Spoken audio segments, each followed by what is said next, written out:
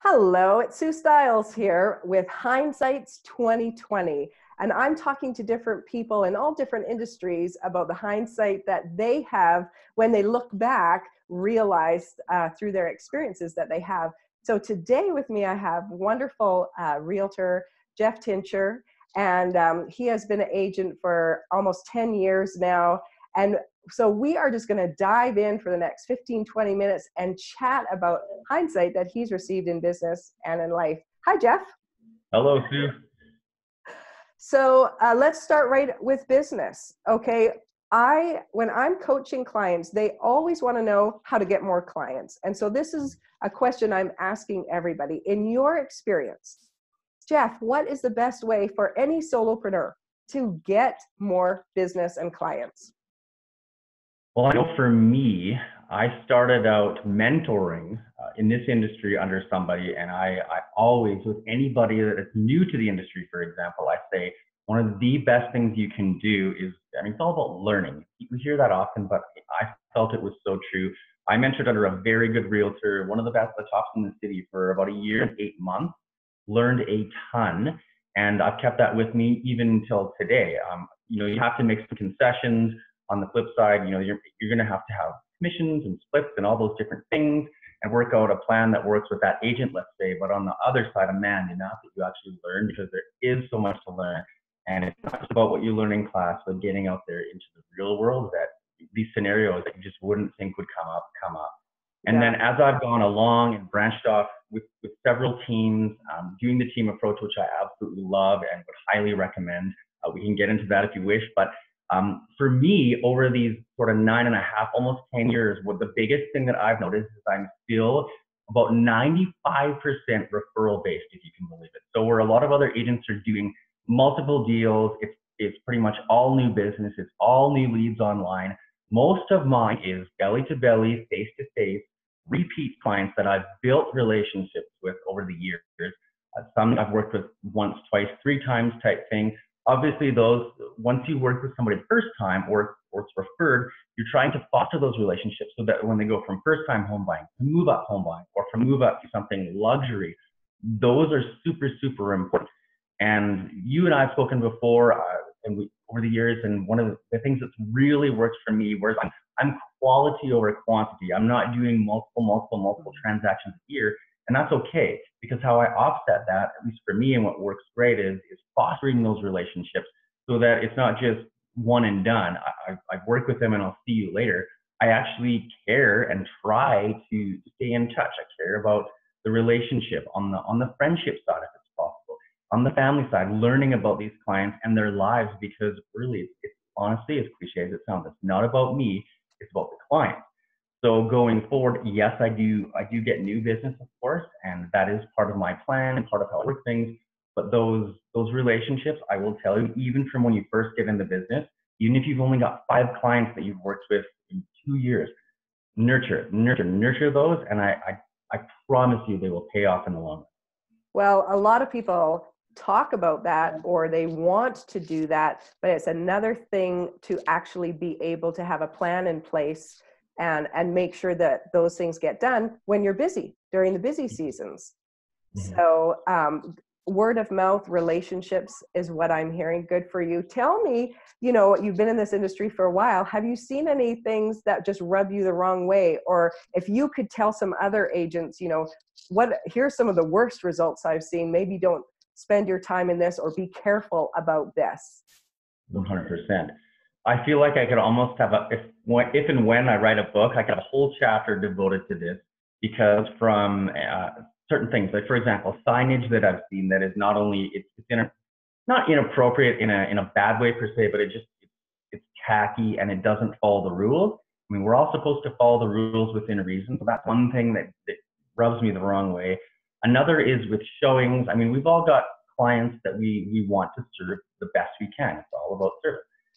And what I find is with some agents, just their lack of attention, their callousness, so leaving lights on, leaving doors open, things like that, or no showing altogether, and not telling the selling agent. So if I have a seller that's gone to the trouble of cleaning up their house for 2 to 3 hours because they care, And then you as an agent bringing your buyer, oh, you drive by and it's like, well, we don't want to look at it because for some reason now we haven't researched the location enough to actually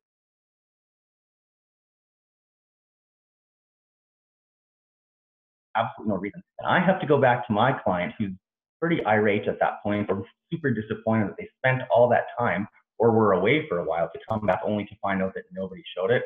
I don't like that. And then another thing that really rubs me the wrong way is, I mean, I don't really care which agency or brokerage you work with. This should be about professionalism and improving the industry. And one of my biggest pet peeves is these behind the back handshakes, if you will, and this deception between agent to agent or chest puffing or posturing where they're doing something that you think everything's going fine and smooth, and then you get blindsided by the fact that maybe I had one primary example where I thought everything was fine. My buyer, we put an offer in on a property. Unbeknownst to us, the selling agent had another offer come in, but he didn't tell us about it. Obviously, he framed it as it was the sellers that gave him that instruction. That may be, but at no point were we at all aware there was another offer. If we had known that, I feel that my client probably would have at least had a chance to come in with a better offer than what the seller accepted. And lo and behold, that agent ended up also bringing the buyer and double-ended it. So why I got super frustrated and I don't feel it was on the level is because it was sort of, it seems sleazy to me. It seems under the table. And obviously, in this case, he got both ends of the commission. I don't know how that works, but I just felt like that's tacky politics. That's why in this industry, you already come in when you're meeting a new client having to prove yourself because the reputation is not always good. And I guess there will always be those kinds of service providers in all industries who don't get a good reputation. But you're saying you can build a business by doing things properly and obeying the rules and being above board. And so 100%. if people are thinking, hey, I'll get ahead by just, slipping this under the table and making another $5,000, it will catch up with you. Your colleagues won't put up with that. They won't want to do deals with you. They won't. No. And I mean, whatever you believe in, sort of karma, whatever it is, it's just, yes, it will come back to haunt you if that's what you pursue. The frustrating part is, as you already mentioned, as agents, especially in real estate, we're trying to get to here, top of the level. And of course, the few bad apples, like in any business, tend to sort of ruin it. But I like to rise above that. And I like to bring it up, especially for new and even seasoned agents, that it doesn't have to be that way. It really does not. Yes.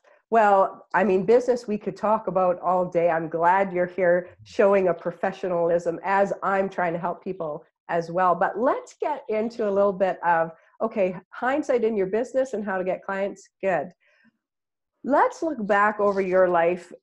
Maybe you're not 100 years old yet, but over your years, when you look back, is there something that you are thankful that you had or you went through, and looking back, you're like, oh, I'm so glad I had that or that happened, that made a positive effect over your life?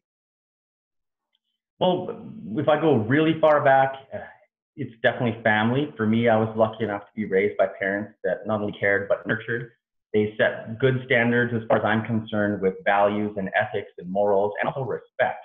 And in this day and age, when things we're so much more connected, especially by technology and in the now and in the moment, what I've found is, of course, if you aren't treating people with respect, if you're not, adhering to your own values and morals, if you will, it gets noticed.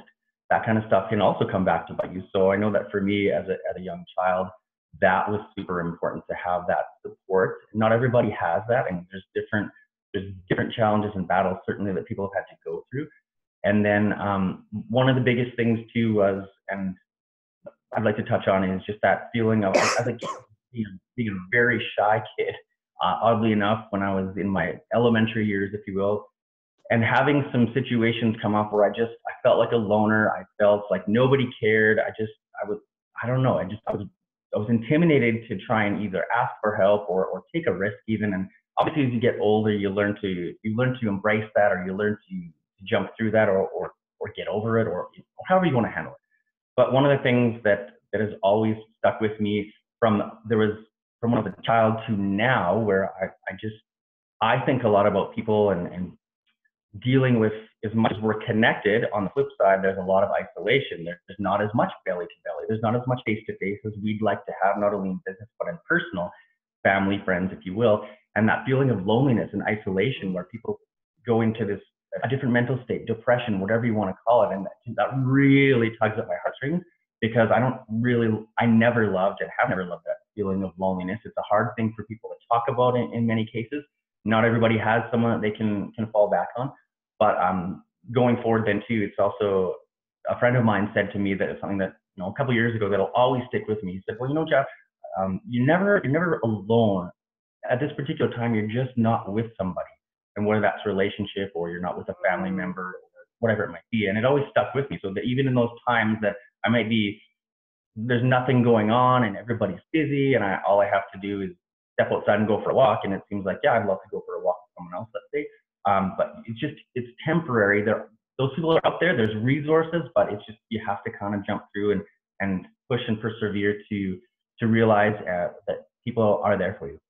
Well, as a real estate agent, you're in a really solitary industry, but you didn't start out in that. You started out in the media. So how did a shy, reserved kid get into the media? And what did you think was going to come of that? Well, that goes back to when I was a child too, and oddly enough, for as shy as I was, a bit of an introvert, of course, one of the things that I was always drawn to, and still am, is media. And back when I was little, it was CBC, it was anchors like Knowlton Nash and some of these news reporters that were part of the TV culture back then. And I had said, well, that seems like something that I would really need to do as a career when I got older. So then fast forward to when I was older, went to journalism school for a 2-year program. I graduated from that. At the same time, was volunteering at what used to be 8 Channel, is now City TV. Mm-hmm. Worked my way up basically from the peon, if you will, for lack of a better term, to some camera work, to some directing work, producing work, and writing, and then all the way up to on-camera reporting and anchoring on some certain segments and things like that. And eventually to, which is now defunct, but Shaw TV, and owning my skill from there. And then, of course, doing a real estate show for about a year with a now defunct company that ran out of Calgary called Real Investments Television, which really was really enjoyable. Unfortunately, the writing was on the wall. That company went under. I had to pursue something else, which eventually was real estate, go figure. But one of the things was just making that jump and eventually realizing, and I still am like this to this day, I do enjoy doing things that scare me, to the point where I'll try it, and if it still scares me, at least I tried it, and I can check it off the list and say it's done. But I'll tell you, one of the things too that is really important with that is just giving it a whirl, and actually that exhilaration of doing it and realizing that you are going to have a soft landing. It's going to be okay if you're calculated about it. That man, some of the things that I've experienced, i.e. in the media side of things, and do miss sometimes, but really loved as well, along with real estate. It's been quite the ride. So. And, when we were talking before, you had mentioned you thought you were going to do media forever. And, I did. So a lot of people go to school and they think they're going to do this career forever. And for you, you said something like the writing was on the wall. So is that what led you to get out of the industry? That was the catalyst. So back in about 2008, when a lot of the world was experiencing some challenging times, media was no exception. I'd seen a lot of friends and colleagues get the axe, if you will. The layoffs were happening. It was happening kind of like it was in oil and gas in Calgary, and still is, with you never quite know when it's going to happen. I was lucky enough to survive for a while, but it just, the seniority of media as it was made those positions that I wanted to get to even more kind of difficult to even perceive getting to, because those people, the senior anchors, if you will, were going to stay there. And then there was parts of the actual news part of it too as well that became clear that it just didn't gel, again, with my ethics, my values, and what I wanted to do. So take all of that into kind of a combination, and then I just decided, what do I really love? And when I was at Shaw TV, I ended up doing a 3-part series on real estate that involved commercial, industrial, and residential, of course, which I'm in now. And learning and meeting people in that industry, along with other agents as well, there was a light bulb that went off there too, and said in my mind, this could be something that you could pursue and be, good at, of course, and then is interesting. And lo and behold, it's something that became even more of a passion in media. And now I've been dabbling with blending the two, but that was the biggest driver for me, just to do something different. And yeah, that was scary in and of itself. That was a risk, but at the same time, we have these hurdles, these challenges in life that come up, and you choose what you do about it. And I haven't looked back. I liked what you had to say about, you have to take a risk, but just give it a try. I mean, you must maybe from your growing up, feel like you have support. If it doesn't work out, at least you tried. I think that's a really important message for people to get. So now you're in real estate and teams. So is that one way that you keep from feeling isolated? Like at least you've got a team around, at least you've got people. Yeah. Does it help balance your life? Tell me a little bit about the road you've chosen in it. Well, one of the things that I still, again, to this day adhere by is, what's your time worth? That's become more important. And I feel like it does for a lot of us as we get on in years. What's your time worth? How do you value it? And when you're doing that, okay, well, what's your priority? What should you make a priority? Right. The team approach for me, and I still am a big advocate of, is because a lot of us can go and work remotely, but if you don't have somebody to cover you when you're away, your clients will notice it. And of course, your stress level will be through the roof because you figure you can't go away, you can't get any time off.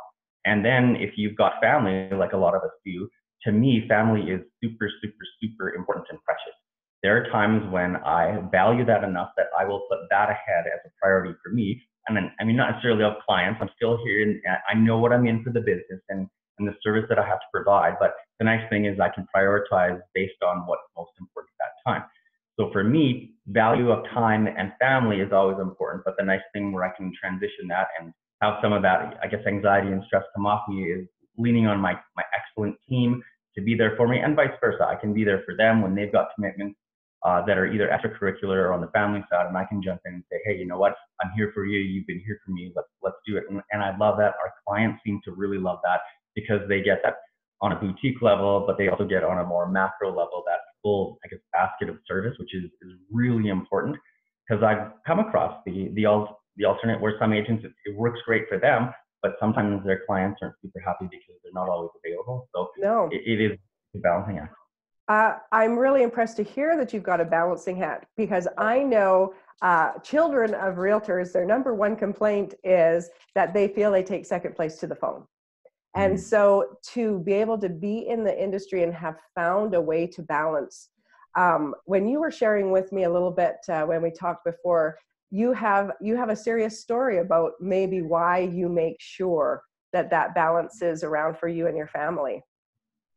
Yeah, it's something that definitely hits home. And recently, so my wife, actually have quite a few cousins, but one in particular, just several weeks ago, she was doing something she loved. She was riding her motorbike with her husband. She has a 5-year-old child, and they were riding out east of the city.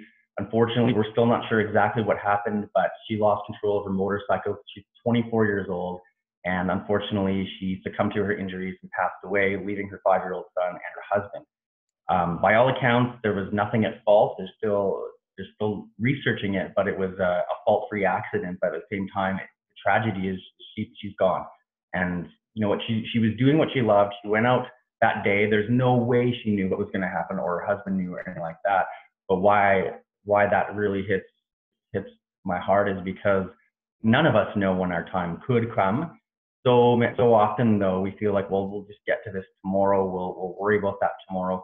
We'll also keep the stress and burdens today that may not even happen, that could happen down the road, but why worry about that? But at the same time, coming back to this whole valuing your time, family, none of us are going to go to the grave, I don't think, or be on our deathbed and say, you know what, I wish I would have spent more time working on that deal. I wish I would have made $5,000 more. It's going to be I wish I would have been able to do this with my great-grandmother longer. I wish I would have been able to do it with my cousin longer, who's 24, and her child, and now she's gone. And there's no way to come back from that. So time and value and just that, how you allocate it is always super important. It's different for everybody, but when something like that hits home and it's that close to you, it's a real eye opener.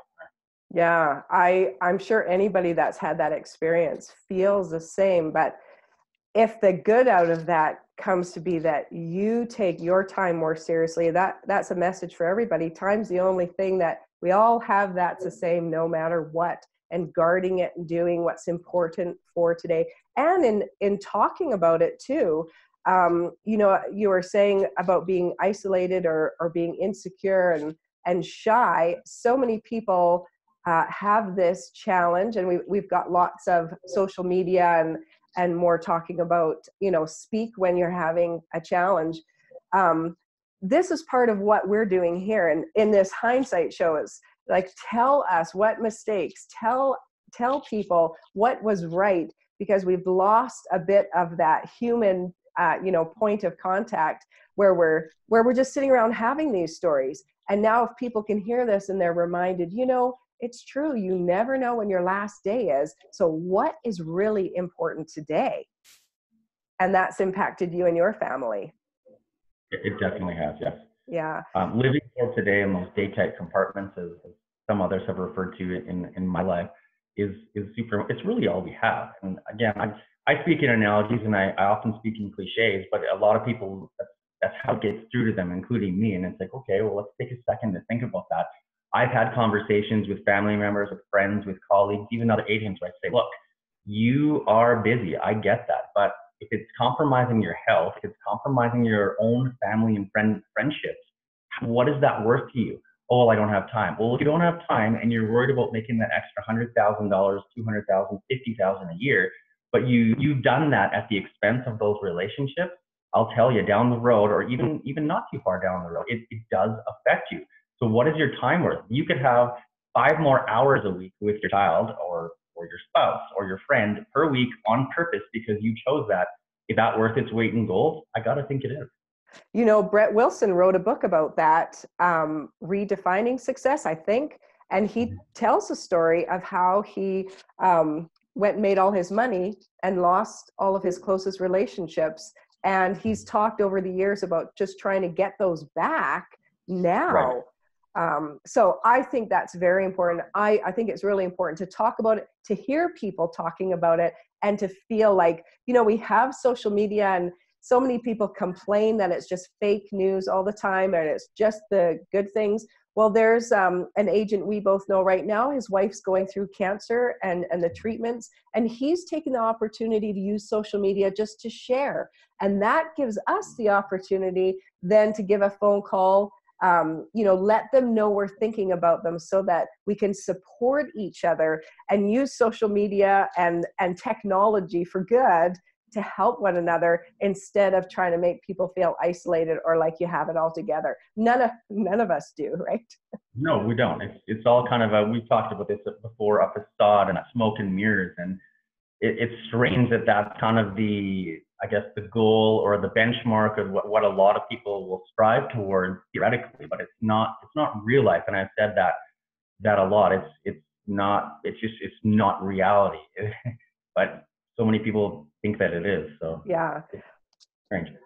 Well, I appreciate your time today and your hindsight, and I hope that helps other people think back to what's happened to them before and maybe gives people courage. Hey, if you're thinking about something, give it a try. You might not have tomorrow. And if there's something on your mind, talk to somebody about it. And in fact, you know, you sharing that someone passed away in your family, there might be someone in your network who had a similar thing that might have some advice to help you. So when we're talking about these things, then there's healing and learning that can happen. So I appreciate your time, Jeff, and I hope everybody appreciated listening. I will let you go now, but hindsight's 2020. You've got your own stories, and I hope this helped you with whatever you're going through right now. But for right now, that is a wrap. And I will see you on our next episode. Bye for now.